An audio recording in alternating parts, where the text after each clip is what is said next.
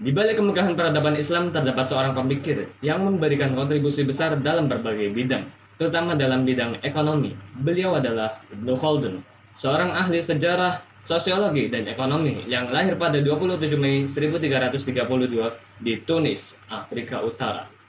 Assalamualaikum warahmatullahi wabarakatuh. Perkenalkan, nama saya Abdullah Musud Al-Waqi dengan NIM 23101031035. Di sini saya akan menjelaskan tentang seorang biografi Islam, ilmuwan Islam yang memberikan kontribusi besar dalam ekonomi Islam.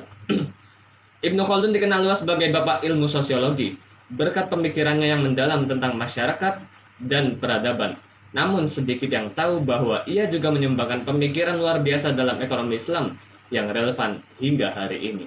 Salah satu karya monumental yang menjadi bukti kejeniusan Ibnu Khaldun adalah Muqaddimah, sebuah pengantar bagi kitab sejarahnya Al-Muqaddimah yang tidak hanya membahas sejarah tetapi juga mencakup sosiologi, politik, dan ekonomi.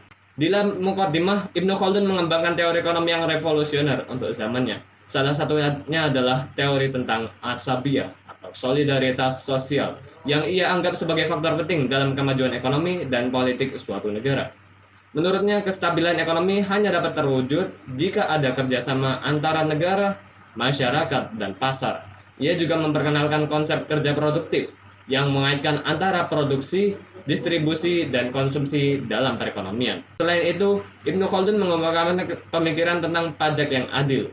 Ia menyarankan bahwa pajak yang tinggi dapat menurunkan semangat kerja masyarakat yang pada akhirnya merugikan perekonomian. Sebaliknya, pajak yang wajar dapat mendorong pertumbuhan ekonomi yang berkelanjutan. Kontribusi Ibnu Khaldun tidak hanya terbatas pada teori ekonomi, tetapi juga pada pemikirannya tentang keseimbangan antara kekuatan negara dengan pasar bebas. Ia menyadari pentingnya keadilan sosial dalam pembagian kekayaan, yang menjadi dasar dari ekonomi Islam yang berorientasi pada kesejahteraan umat. Pemikiran-pemikiran Ibnu Khaldun dalam bidang ekonomi mempengaruhi perkembangan kebijakan ekonomi di dunia Islam. Ia mengajarkan bahwa suatu peradaban akan berkembang pesat jika didorong oleh moralitas, kerja keras, dan pemerintahan yang adil. Pemikiran Ibnu Khaldun tetap relevan hingga abad ke-21 ini sebagai panduan dalam membangun ekonomi yang berkeadilan, berkelanjutan.